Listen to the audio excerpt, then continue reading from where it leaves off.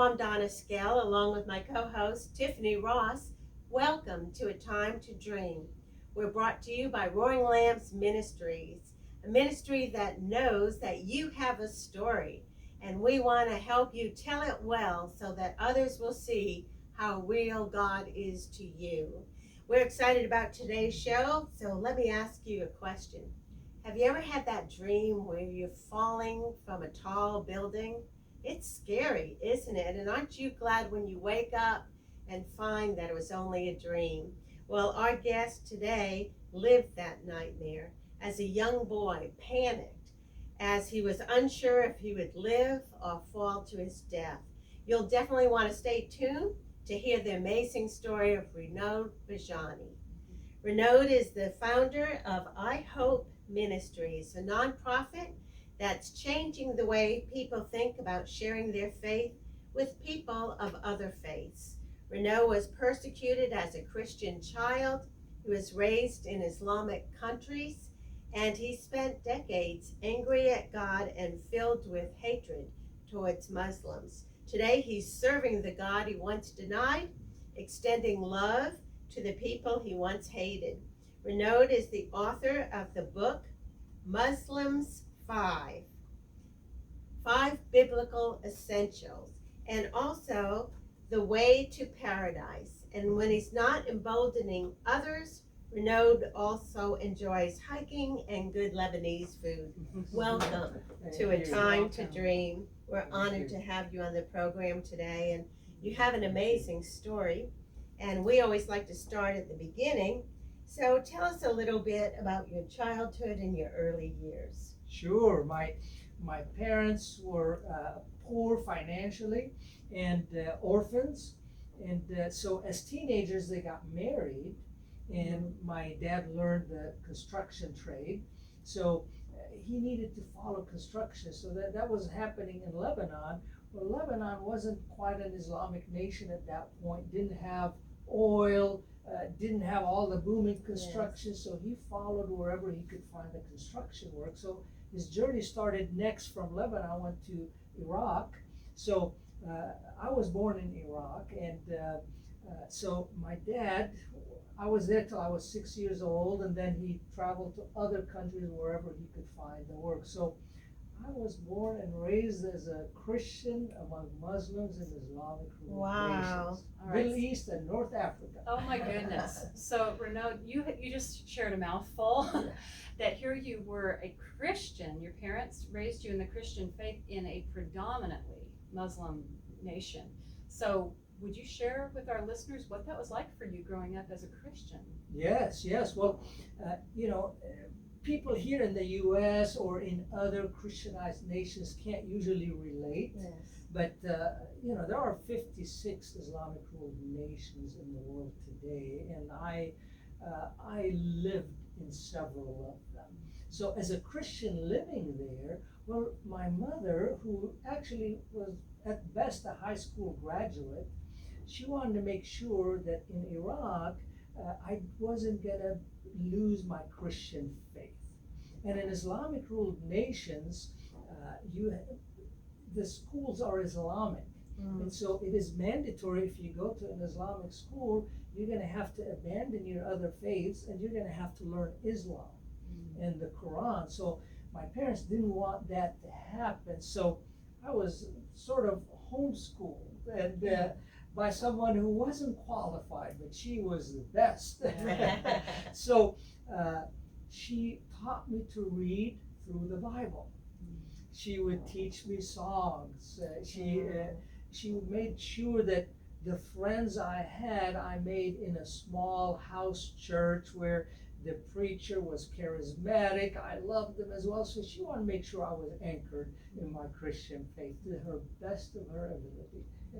Well, and I'm glad for that. I'm thankful for that. So as a young boy, I know that you caught on to that preaching, and even as a young boy, you would stand outside and kind of preach to your neighbors and passerbys, and not everybody was really happy about that, were they? In fact, one terrifying night, a man went to great lengths to shut you up for good. Tell us about that. Yeah. Well, like you said, I would go out there preaching as loud. To me, I was being enthusiastic and Yes. passionate like the preacher, but and I don't remember what I was saying, but I remember it was something about Jesus. Yes. Whatever I understood from my mom, whatever she taught me from the songs, whatever I heard from the preacher. And most Muslims, 90% statistically speaking of Muslims are wonderful people. So they would pass by just a little cute little boy.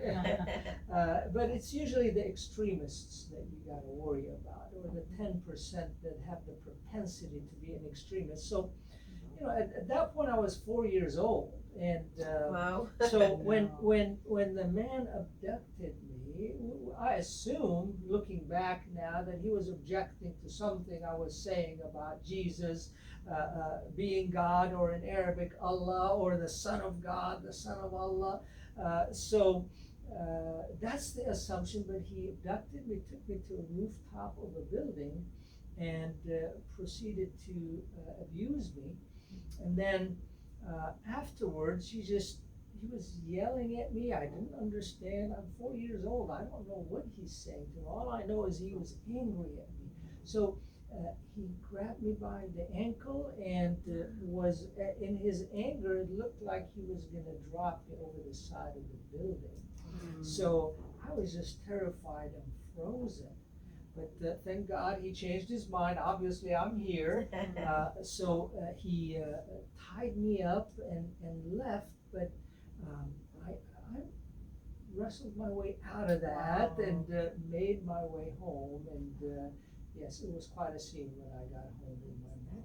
Oh, Renod. So how terrifying for you as a little one to experience that. And I know your parents must have been overjoyed to have you home and safe. But afterwards, do you recall, were you worried that he was going to come and kidnap you? Were you frightened? How did that work once you were home? Yeah, I don't remember the feelings I had at that point, but I remember my parents making the adjustment, and I couldn't articulate to them, why did that just happen?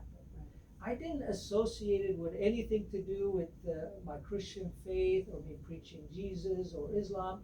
So I don't remember being afraid. I was probably just being in shock, but Yes. I do remember that my behavior changed, and my parents' behavior changed. So I wasn't allowed to go out in front of the apartment building anymore. We were, I think, on the third or the fourth floor. So they allowed me to go on the balcony. So I continued to preach. Did you preach from the balcony? I preached from the balcony because I didn't Safe. associate it with that. Yes. That I was angering somebody with what I was sharing about Jesus. So they stopped me from going out there, but with my behavior changed because I started getting in more trouble, because I started throwing things off the balcony. Sometimes I could have hurt people. So there was these flashes of anger coming out. I started getting into fights, even with people, with friends that would come over. So there was definitely some trauma happening, and but my parents didn't have too much time to deal with that, because by the time I was 6 years old, they had to move again because there wasn't enough construction work for my dad in Iraq. And so that was probably a blessing that you were going to move and start afresh, start somewhere new where maybe you weren't fearful about who might abduct you or whatever. So you moved to Libya. Yes, first stop was back to Lebanon, where we're from, but then after that, he couldn't find a whole lot of work there, so my dad made his way through several countries, eventually settled in Libya, where he found a lot of work, and so then we joined him there. Again, I wasn't associating my preaching with what was happening, so I kept doing the same. So in Libya, I was doing the same thing, and the same thing kept happening over and over again. So between ages 4 and 10, that was the pattern. So to me, it became a normal part of life. This is just the way it is. You get beat up, things happen. So in my mind, I must have normalized it. So I kept preaching Jesus. That kept happening. But then I wasn't telling my parents about that. They would just see me beat up and they said, oh, he's in another fight again. Not putting it all together, but they didn't put the abuse together at that point, not yet. So this happened many times. Yes. Like over Yeah. 8 different times you were Yeah. beaten up and abused Yeah. by people. Yeah. And your parents didn't really know. They would see that you've been in a fight, but Yeah. they didn't really know what caused it either, right? Yeah. And when I was 10 years old, it was a fairly traumatic incident. But again, it was normal for me. And at that point, my mother, saying, I'm getting bigger, she said, oh, come here, I want to hug you. And she said, sit on my lap. And it's like, you're not too big and old to sit on my lap. Well, I had, at that point, it was literally, I was gang raped. So I had just gone through that, but that was normal for me. But when I sat on her lap, and I was also beat up, so as I sat on her lap, it was all like happening in one motion. I'm sitting on her lap, she's trying to hug me, and I just said, ouch, ouch, ouch. And then at that point, it's like, what?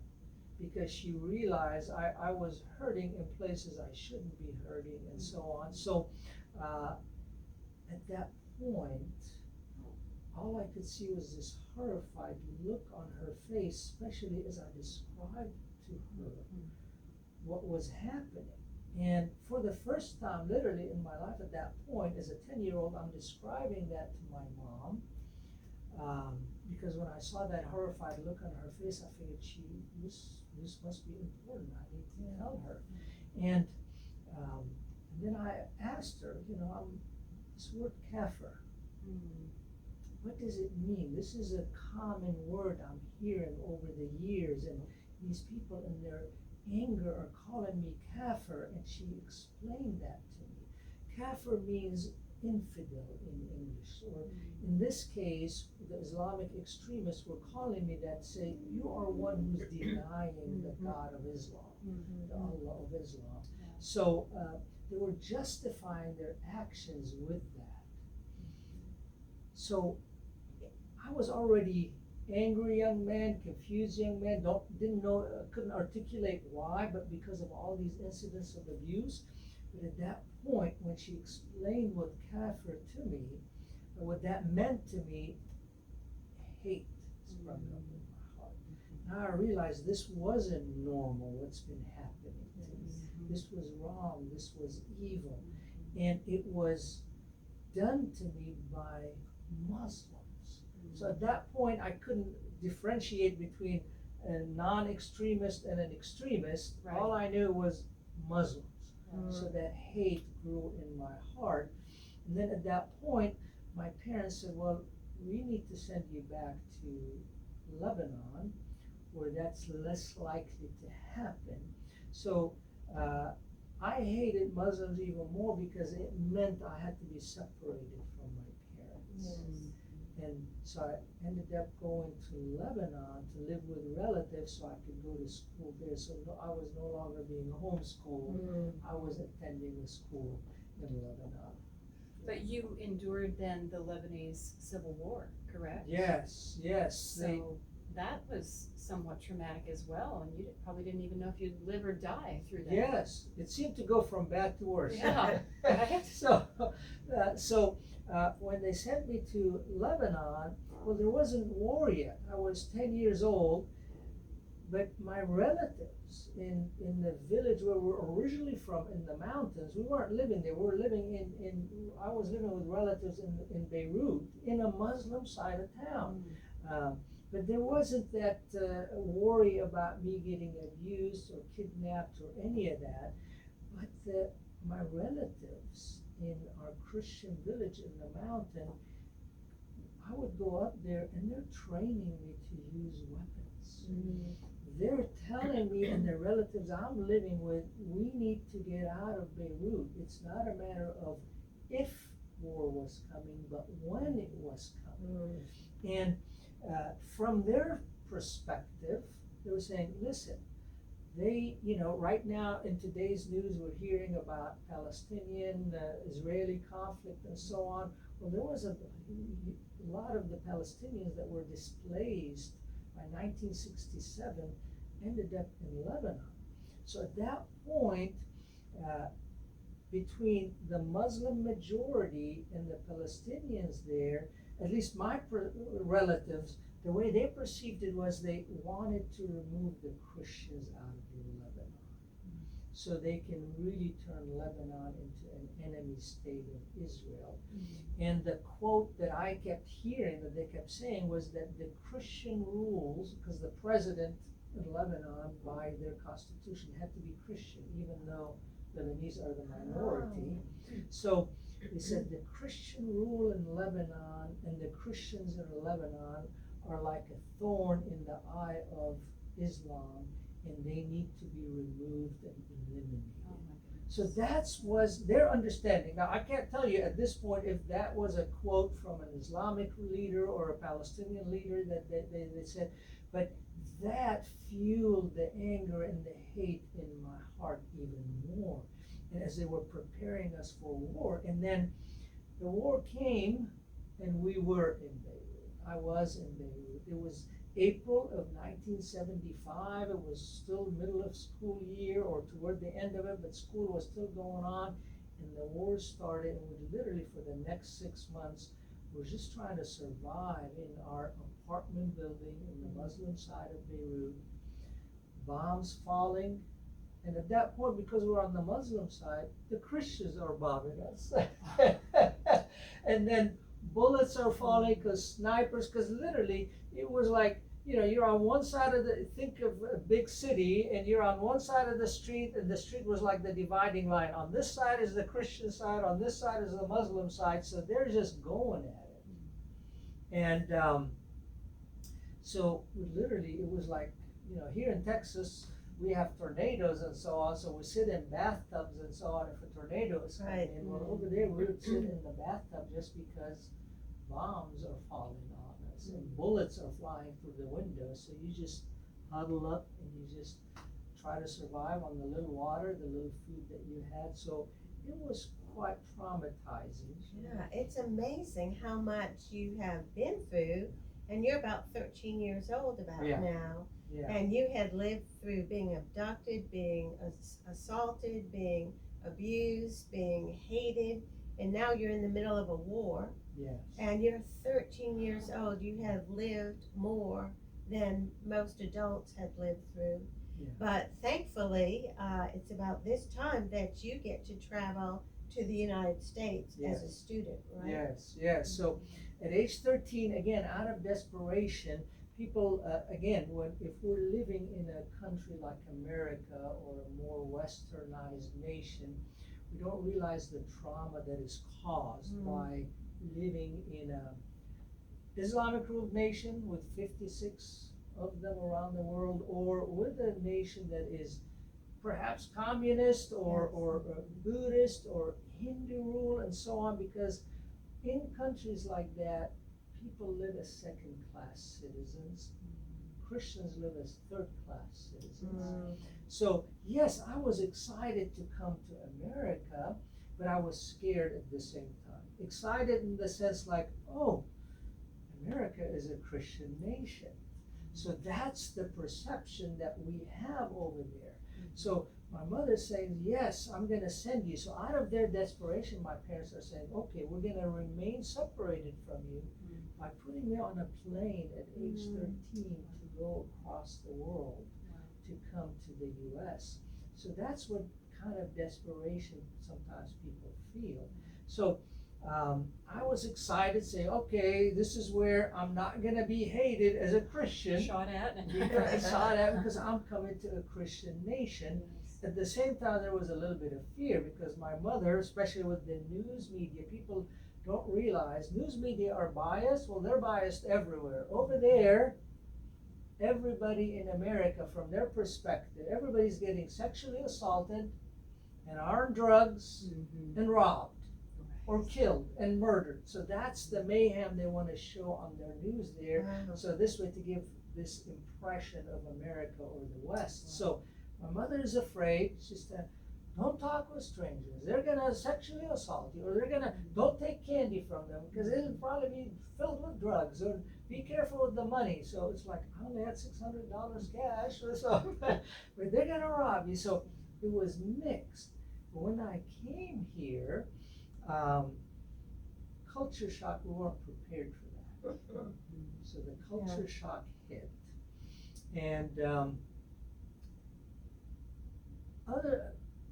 I wasn't expected to be, I didn't expect to be hated here, but I started experiencing that. Now I wasn't being hated because I was a Christian among Muslims. Now I was being hated because I was an Arab. I was an enemy of Israel. I was presumed to be Muslim. So kids are making fun of me, my English, so on, because, I'm learning. I didn't speak as well as I do now. And so I was traumatized. And despite fleeing war, as a 13-year-old, I'm missing my parents. War and all of the trauma was normal to me. It's like I'd rather be in the middle of that with my parents than to be out here because I'm hated anyhow. I don't have friends. And you didn't have family here in the I had States? relatives that I was staying with. Okay. But I so was traumatized with the culture shock. I'll share this story with you because that was also a turning point that made me walk away from the Lord. Because I misunderstood it, misinterpreted it. And that is this, that I was so traumatized, but they had taught me, because they took me to church with them at that point, and the pastor was preaching about faith and prayer, and if you pray and believe and you don't doubt, God will listen to your prayer. So I said, all right, Lord, I still believe in you. I want to go to sleep tonight and wake up in my parents' home back in Libya. So I believe. So I started sleeping in the closet in a ready position just to say, okay, I want to wake up in my parents' home. And I did that for months. Wow. And of course, I didn't wake up in my parents' home. But then I said, okay, I can't doubt, so maybe I'm not serious enough. If I pack my bags and always have them ready to go with the essentials and go to sleep in the closet, I will wake up with my parents. So this went on for 6 months. Wow. Until I was discovered. And then at that point, that was a trigger to say, Lord, that's it. I don't believe in you anymore. I had faith. I had that. I didn't wake up with my parents' home. And then I just, in high school, I walked away from the Lord. So now, you have 25 years that you could share with us about how that time was away from the Lord, and I'm sure there were probably some light moments, some happy moments, momentary joys, but for the most part, I think any of us who have known the Lord and have turned our backs on Him feel an emptiness. So what brought you back to the Lord finally after 25 years? Yeah, I was married, divorced, I was living for whatever I wanted, pursued my own pursuits, pleasures, and so on. There was nothing that was sinful to me. I just wanted to do what I wanted to do, but it wasn't fulfilling. And so married, divorced, I had two sons, so I'm raising them. At this point, I didn't realize at that point, God had answered my prayers, because years later my parents came to the U.S. By the time I graduated from high school. Well, my mom is still my mom, so she now I needed her help with my two sons as a divorced man. So guess what she was teaching them? She was teaching them the Bible, and she, very clever and wise, she was asking them to ask me tough questions. So I've got two little boys asking me tough questions, so I was challenged. It's like, no. So in that process, God was wooing me back, and it was through that influence of the one who first led me to Christ, who was my mom. God used her as an instrument again to redeem me and bring me back. And by September 11, 2001, when the terrorist attack happened, I had I was a born again Christian, and God had used that process. But when the terrorist attack happened on America, I realized all that anger and hate was still in me. And it took about 7 years of what I call sanctification Yes. for the Lord to transform my heart. But like you said, by then, the Lord had redeemed me, brought me back, transformed my heart, and the challenge that He gave me is that I was in control, Renod. I allowed these things to happen, but I prepared you all your life Yes. to lead in ministry. That's why now you're serving the God you once denied as an instrument of His redeeming love. Now, is your story in either one of these books? Yeah, the story is very brief in the Muslims Five Biblical Okay. Essential, but I start out in chapter 1 with that just to lead up to that moment. But then the rest of the chapters don't have anything to do with that. And I share briefly my testimony throughout the book. In this book, The Way to Paradise, because I'm using it as a part of this Bible study that is geared toward Muslims in order to share that testimony, like what you do Yes. with Roaring Lambs. Yes. Wow, we could talk Yeah. for a long time. You have a fascinating story. But I just want to say that to those listening, if you've never prayed to receive Jesus Christ as your Lord and Savior, we're hoping that now you see the difference that the Lord made in Renod's life, and how when he walked away from the Lord and didn't spend time with Him and didn't live in relationship with Jesus, how empty he was. We want to give you an opportunity right now to bow your head wherever you are and just say, I want to know you, Jesus. I want to have you in my life. I realize that I've sinned and disappointed you, and I thank you that you can forgive my sins and create in me a new person, and I want to be a new person in Christ. And in whatever words you uttered, if you uttered that prayer, that's a prayer that God is pleased to answer. He may not, telecommute you from a closet halfway across the world, but if you ask Jesus to come into your life, you can be sure that that is a prayer He will answer. And so if you want to know more about Renod, or if you want to have help and maybe witnessing to some Muslim friends that you have, go to his website at ihopeministries.org. You can reach out to him there. There's a place you can contact him. There may even be a phone number there, so you can reach out to Renod at ihopeministries.org. And quickly, you have a podcast, correct? Yes. How do they find your podcast? Yeah, on the website or wherever you're listening to podcasts, Apple Podcasts, so on. We also have training videos, a lot of free resources on the website, and we definitely recommend get involved somehow. So that would be the one ask that I would ask people is Sure. to connect with us in addition to receiving Christ.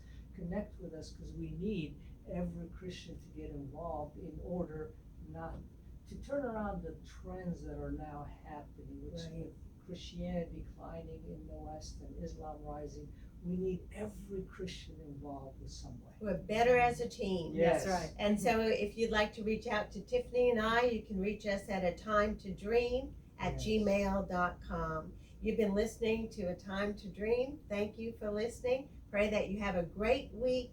Keep dreaming, and may God richly bless you.